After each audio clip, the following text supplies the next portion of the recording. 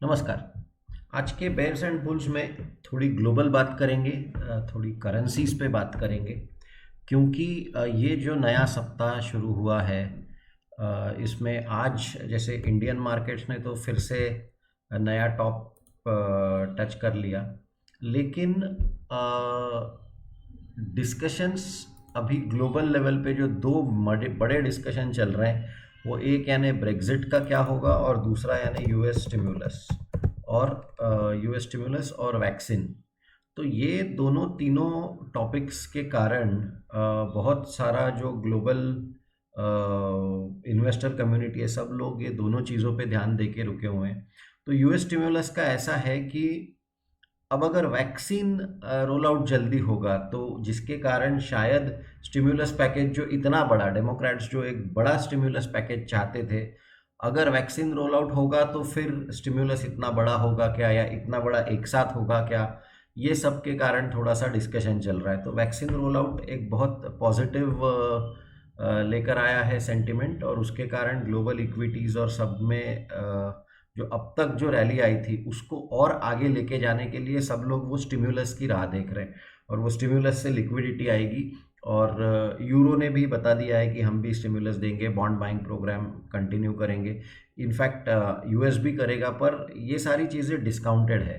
तो वो अभी नेक्स्ट सब लोग इसकी राह देख रहे हैं कि कितना बड़ा स्टिम्युलस आएगा, कब आएगा, उसके क्या फाइनल पॉइंट्स क्या रहेंगे, उसके ऊपर है। दूसरा एक है ब्रेग्जिट। ब्रेग्जिट में ब्रिटेन और यूरो ये दोनों डील या नो डील तक ही वो निगोशिएशंस अटके हुए हैं, फिशरीज को लेके, या जो भी आप डिटेल पढ़ सकते हैं। लेकिन ये दोनों ग्लोबल इवेंट्स हैं और बड़ी इकोनॉमीज़ हैं। ये यूरो जोन हो गया, यूएस हो गया, ब्रिटेन हो गया, यानी जो करेंसीज है जीबीपी यानी कि पाउंड या फिर यूएस डॉलर या फिर यूरो यूएसडी, तो ये सारी बड़ी लिक्विड करेंसीज हैं।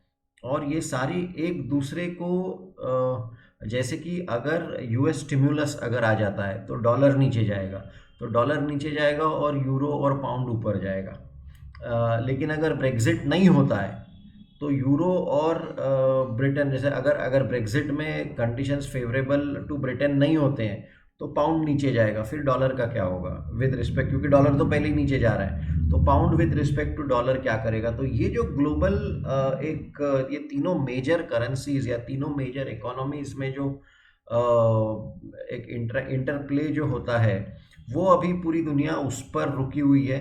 और इसलिए आज अगर आप देखेंगे इंडियन मार्केट भी, अगर आप देखेंगे सुबह से ये इतना फ्लैट है कि स्केल की लाइन लगा के रखी है आपने, ऐसा ये सुबह नया हाई तो बनाया 13,600 या जो भी, पर इट्स ऑलमोस्ट फ्लैट। और जब ऐसा है नहीं, फ्रॉम अ टेक्निकल एनालिसिस भी अगर आप ध्यान देंगे, जब मार्केट इतने देर तक ऐसा फ्लैट रहता है तो इसका मतलब है कि एक बड़ी मूवमेंट आने की संभावना है। कौन से साइड में आएगी नहीं पता।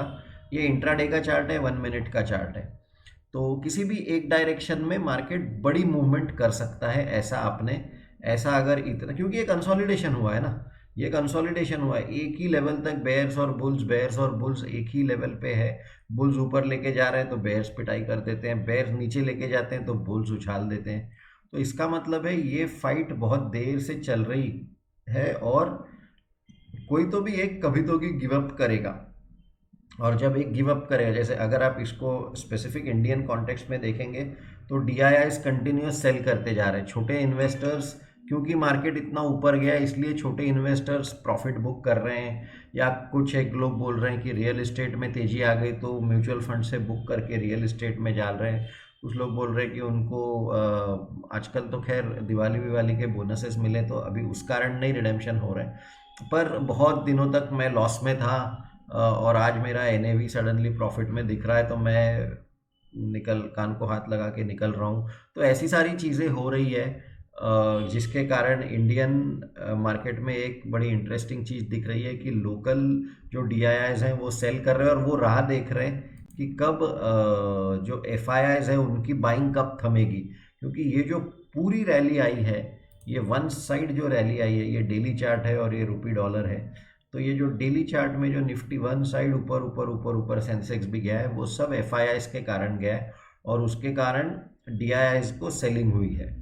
अभी करेंसीज, अभी हम जो करेंसीज की बात कर रहे थे, तो कुछ इम्पोर्टेंट जैसे एक यूरो यूएसडी और यूएसडी आईएनआर देखेंगे। तो यूरो जो है, ये ब्लू वाली लाइन जो है ये यूरो की है और ये लेफ़्ट साइड में उसका लेवल लेफ़्ट वाली स्केल है। तो euro as compare to the dollar अगर आप देखेंगे नवंबर से पूरा या दिसंबर में, अभी यूरो ये डॉलर की तुलना में स्ट्रांग होते जा रहा है, यानी कि डॉलर वीक हो रहा है जो हम बोल रहे हैं। तो वो डॉलर तो वीकनेस, मेन तो थीम डॉलर की स्टिम्युलस वाला पैकेज था जिसके कारण डॉलर वीक हो रहा है। तो ये एक है कि ग्लोबल लिक्विडिटी जो डॉलर फैला रहा है सब जगह पे, वो है। दूसरा आप देखिए रुपी अगेंस्ट, ये जो पर्पल लाइन है ये रुपी अगेंस्ट द डॉलर है, ये राइट वाली स्केल है और ये 74 74 74 73 तक जा रहा है। तो ये बड़ा इंटरेस्टिंग है क्योंकि यहाँ पे अगर आप देखेंगे करेंसी में एक कोट करेंसी होता है और एक बेस करेंसी होता है और एक कोट करेंसी होता है। जैसे आप अगर यूएसडी आईएनआर देखेंगे तो यूएसडी पहले लिखा है, लेकिन यूरो यूएसडी देखेंगे तो यूरो पहले लिखा हुआ है। और इसलिए ये जो लाइन जब ऊपर जा रही है तो इसका मतलब है डॉलर नीचे जा रहा है, और ये जो लाइन जो नीचे जा रही है इसका भी मतलब यही है कि डॉलर नीचे जा रहा है। तो ये कंफ्यूजिंग हो सकता है करेंसी में, लेकिन ध्यान आपको इसमें देना चाहिए कि कौन सी बेस करेंसी है, कौन सी कोटेशन करेंसी है। उसमें बहुत ज़्यादा टेक्निकल में नहीं जाएंगे, पर ये दोनों चार्ट एक ही चीज़ बता रहा है कि डॉलर ये यूरो की तुलना में भी वीक हो रहा है और डॉलर ये रुपए की तुलना में भी वीक हो रहा है। तो ये एक चार्ट है। फिर वो डॉलर इंडेक्स वाला चार्ट है जो हम हरदम देखते हैं, वो देख लेंगे। तो डॉलर इंडेक्स आप देखिए, ये मंथली चार्ट है। तो डॉलर इंडेक्स आप देखिए पिछले कुछ दिनों से, महीने भर में अभी ये कहाँ 100 की लेवल थी और आज कहाँ पे ये 90 के पास आ गया। और अगर ऐसे ही नीचे चलता रहा वाटरफॉल जैसा तो ये 90 के नीचे भी चले जा सकता है। तो डॉलर इंडेक्स नीचे जा रहा है, इसका क्या मतलब है कि डॉलर जो है वो बाकी की करेंसीज की तुलना में वीक हो रहा है। और डॉलर वीक हो रहा है यानी कि अब बाकी करेंसी स्ट्रांग हो रही है। और क्यों वीक होगा? किसी भी चीज़ का सप्लाई जब बढ़ जाता है तभी वो वीक होता है। सो देयरफॉर ये भी एक है कि ग्लोबल लिक्विडिटी इतनी ज़्यादा हो रही है डॉलर के कारण, और जिसके कारण फिर सभी एसेट्स और एसेट प्राइस इन्फ्लेशन हो रहा है। अब यहाँ से आ जाते हैं रूपी डॉलर का टेक्निकल एनालिसिस का चार्ट। एक बार क्विकली सम अप कर देते हैं, क्या क्या लिख लेंगे कि डॉलर फॉलिंग अगेंस्ट यूरो, ये अभी हमने पहले चार्ट में देखा, अगेंस्ट रूपी ये हमने अब भी देखा दूसरे चार्ट में, अगेंस्ट ऑल मेजर करेंसीज यानी कि जो डॉलर इंडेक्स हमने देखा। तो सभी इसमें एक है कि डॉलर नीचे नीचे नीचे आ रहा है। अच्छा, डॉलर नीचे आ रहा है इसका कारण क्या है, सॉरी डॉलर नीचे आ रहा है इसके कारण क्या होता है कि सब जगह पे वो डॉलर फैलता है दुनिया भर में, और जिसके कारण सभी एसेट्स की कीमतें ऊपर जाती है। तो कच्चे तेल के भी भाव ऊपर जाने लगे। तो कच्चे तेल को भी ये रुपी डॉलर कर लेंगे, पर पहले कच्चे तेल अगर आप देखेंगे तो कच्चा तेल ये ऊपर ऊपर ऊपर ऊपर जा रहा है, स्पेक्यूलेटिव मनी, क्योंकि इजी मनी अवेलेबल है। 2008 में कच्चे तेल का भाव $150 चले गया था। क्यों गया था वो $150? क्योंकि इजी मनी अवेलेबल थी। अब जब कच्चे तेल का भाव ऊपर जाता है तो यहाँ पे लिख दो कि क्रूड राइजिंग। आप हिंदुस्तान में भी देख रहे होंगे पेट्रोल के भाव रोज के रोज ऊपर जा रहे हैं, कहाँ 80 रुपए से 90 रुपए के ऊपर चले गए। पर कच्चे तेल का भाव ऊपर जा रहा है तो क्या करेंगे, रॉ मटेरियल ही ऊपर जा रहा है तो भाव बढ़ रहे हैं। तो क्रूड राइज हो रहा है। अब क्रूड राइज के कारण क्या होगा, इन्फ्लेशन बढ़ेगा, और इन्फ्लेशन बढ़ने के लिए आरबीआई में अलाउ रुपी टू अप्रिशिएट। इस पे ध्यान दो। आरबीआई बोलेगा, अब तक अगर आप अभी देखेंगे तो ये है आपका, ये दिलीप बिल्डकॉन पे कुछ आया है, तो जहाँ हम जब बात कर रहे हैं उतने देर में मार्केट थोड़ा सा नीचे आ गया है। हाँ, सो ये जो क्रूड ऑयल ऊपर जा रहा है और इसके कारण इन्फ्लेशन जा रहा है, तो अभी आप इसको यहाँ पे रुपी डॉलर का चार्ट देख लेंगे तो आरबीआई कभी भी नहीं चाहेगा कि रुपी में बहुत एग्जैजरेटेड मूवमेंट्स हों। मूवमेंट्स होने चाहिए, ठीक है, फ्लक्चुएशन है, होगा, दैट्स वन थिंग। एक मिनट, निफ्टी का चार्ट लगा लेते हैं, ये वाला चार्ट था अपना। सो अभी अगर क्रूड का भाव बढ़ते रहेगा और जिसके कारण इन्फ्लेशन बढ़ेगा, तो आरबीआई आरबीआई इन्फ्लेशन कम करने के लिए क्या कर सकता है? Raise rates, raise CRR. लेकिन ऐसा कुछ किया तो सीआरआर ठीक है हो सकता है, लेकिन रेपो रिवर्स रेपो अगर बढ़ा दिए तो इंडिया की ग्रोथ की जो अभी जस्ट शुरुआत हुई है उसी को प्रॉब्लम आ सकता है। तो आरबीआई इन्फ्लेशन कंट्रोल करने के लिए शायद रुपी का हेल्प ले सकता है और रुपी को अप्रिशिएट होने दे सकता है। देखो अभी we are just trying to crystal ball gaze. तो आप देखो ये पिछले कुछ महीनों में रुपी कंटिन्यूअसली नीचे यानी 75 का 74 हुआ है, यानी कि रुपी अप्रिशिएट हुआ है। तो पिछले कुछ दिनों में कंटिन्यूअसली रुपी अप्रिशिएट हो रहा है। और अगर आप ये चार्ट देखेंगे तो ये जो मूविंग एवरेजेस हैं, और ये मूविंग एवरेज, ये ब्लैक वाली line is your 200 day moving average. तो आप देख सकते हो कि 3821, और ये यहाँ पे अभी जो 50 डे मूविंग एवरेज है वो 200 डे मूविंग एवरेज को ऊपर से नीचे क्रॉस कर रहा है, यानी कि डेथ क्रॉस। तो डेथ क्रॉस यानी कि ये और नीचे जा सकता है, और अगर और नीचे जा सकता है का मतलब है रुपी और अप्रिशिएट हो सकता है। तो देखो अभी क्या होगा, आरबीआई क्या करता है, क्योंकि अगर रुपी बहुत अप्रिशिएट हो गया तो अपने एक्सपोर्टर्स को थोड़ी सी दिक्कत हो जाएगी। अभी वो देखना पड़ेगा कि आरबीआई क्या स्ट्रेटेजी अडॉप्ट करता है, या फिर ओएमओ, ओपन मार्केट, ये भी एक लिख लेंगे, ओएमओ, ओपन मार्केट ऑपरेशंस करके आरबीआई वो लिक्विडिटी को खींच लेगा, कुछ तो भी करेगा। तो ये थोड़ा सा इंटरेस्टिंग पार्ट है। आरबीआई भी शायद इन्हीं सारी चीज़ों की राह देखेगा कि स्टिमुलस में क्या होता है, ब्रेग्जिट में क्या होता है, और वो सारों के बाद आरबीआई अगर ज़रूरत पड़ी तो they can take a decision. वो पॉलिसी की राह देखने की उनको आवश्यकता नहीं है। तो ये सारी चीज़ों पे थोड़ा सा ध्यान देना है कि हाँ, यहाँ पे डॉलर फॉलिंग अगेंस्ट रुपी, हमने एमएसीडी वगैरह भी देख लिए, मूविंग एवरेजेस भी दिखा रहे हैं कि रुपी और स्ट्रांग हो सकता है। अगर रुपी और स्ट्रांग हो सकता है, अब आ जाते हैं निफ्टी सेंसेक्स पे। अगर रुपी और स्ट्रांग हो सकता है, ये हमने जो बोला था कि अगर इतने देर मूवमेंट आती है तो एक बड़ी मूवमेंट कहीं तो भी आने, क्योंकि कंसोलिडेशन हो गया, किसी ना किसी को गिव अप करना पड़ेगा। तो फिलहाल तो भी ये लग रहा है कि मार्केट बहुत दिनों बाद थोड़ा सा शायद नीचे बंद होगा। इतना ऊपर भाग गया है मार्केट कि थोड़ा सा अगर ये बंद होता है नीचे तो किसी को उसमें आपत्ति नहीं होनी चाहिए। इनफैक्ट खरीदने के लिए अगर आप देखेंगे तो आपको एक संधि मिल जाएगी if you are a buyer. अगर आप म्यूचुअल फंड इन्वेस्टर, ऐसे एक वीडियो बना देंगे म्यूचुअल फंड डेली एनएवी का, वो रोज एनएवी बढ़ रही है जिसके कारण एसटीपी या एसआईपी लगी है, तो रोज आपको कम कम कम कम यूनिट्स मिल रहे हैं। तो ये भी एक पार्ट है। सो देयरफॉर अभी अभी देखो क्या होता है। अभी एमएसीडी शायद वापस बाय में जाएगा, 1 मिनट का चार्ट है, इतना ट्रैक नहीं करना चाहिए, पर this is what it is. तो फॉर द मोमेंट करेंसीज का मेन फोकस है ब्रेग्जिट और स्टिम्युलस, यूएस स्टिम्युलस की तरफ ध्यान देना है,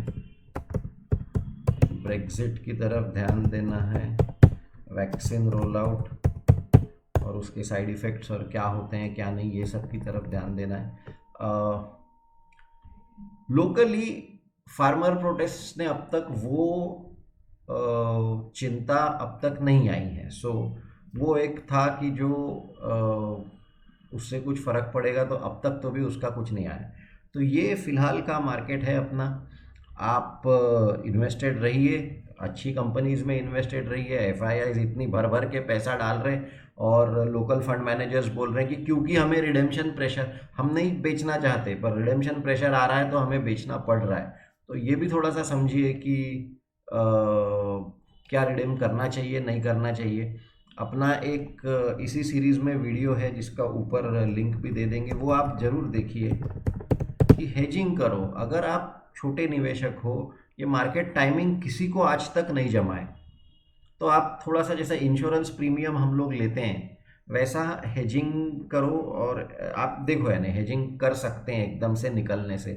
तो इस पे कौन सी कंपनीज खरीदनी है वो भी थोड़ा सा आप ध्यान दो। हम यहाँ पे डिटेल में कंपनीज के बारे में बात नहीं कर सकते, लेकिन CMM कैपिटल मार्केट मॉड्यूल में ये सारी चीज़ों पे बात होती है। जैसे आज ही हमने इंडियन होटल्स और ऐसे सब इस पे किसी इन्वेस्टर ने पूछा था, पार्टिसिपेंट ने। ये अपना एड्रेस है, जो ईमेल लिंक है जो डिस्क्रिप्शन में डाल देंगे। आपको यहाँ पे जाके सिलेक्ट कोर्स में कैपिटल मार्केट मॉड्यूल्स अगर आप सिलेक्ट करेंगे तो फीस 3300 है, ओके, इंक्लूडिंग GST है ये। और क्या क्या आता है उसमें ये सब नीचे दिया हुआ है। सो अगर आपने अब तक CMM नहीं रजिस्टर किया है तो CMM रजिस्टर कर लीजिए। 8600043130 शैलेश सर का नंबर है। आपको कुछ भी अगर डाउट है, कुछ भी और पूछना है तो आप शैलेश सर को व्हाट्सएप या फ़ोन कर सकते हैं। और आप ये वीडियोस देख रहे हैं, इसके लिए बहुत बहुत धन्यवाद। बेयर्स एंड बुल्स की सीरीज़ में छोटे छोटे वीडियोस हैं, कुछ स्पेसिफिक वीडियोस जो आपने ये सीरीज़ में के जो हैं जो देखने चाहिए।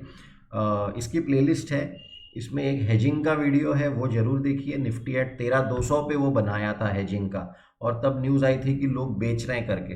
अगर मैं 13,200 पे बेच देता तो आज मार्केट 13,600 पे है, तो मेरी वो पूरी जो रैली है वो छूट जाती थी।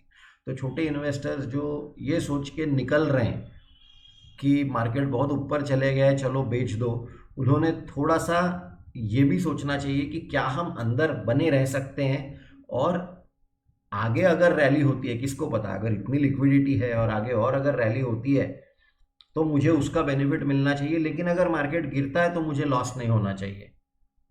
तो ये वो हेजिंग वाला वीडियो है, वो आप अवश्य देखिए, निफ्टी एट 13,200। फिर एक कॉक्स एंड किंग्स का वीडियो बनाया है कि कैसे छोटे इन्वेस्ट, आज जैसे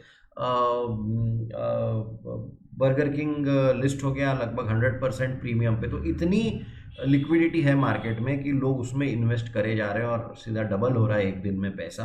तो कौन से स्टॉक्स में जाना चाहिए या प्रमोटर्स क्या कर रहे हैं, तो कॉक्स एंड किंग्स का एक वीडियो है। छोटे निवेशक बहुत फंस गए कॉक्स एंड किंग्स में, पर ये कम से कम 2 साल से दिख रहा था। तो ये भी बेयर्स एंड बुल्स की सीरीज़ में ये वीडियो है। एक सीमेंट सेक्टर के ऊपर है, अभी और भी किसी सेक्टर के ऊपर बनाएंगे एक आध वीडियो। पर ये सारे वीडियोस देख के फिर निर्णय लीजिए, पढ़ाई करके निर्णय लीजिए। चलिए, आप वीडियोस देख रहे हैं इसके लिए बहुत बहुत धन्यवाद। नमस्कार।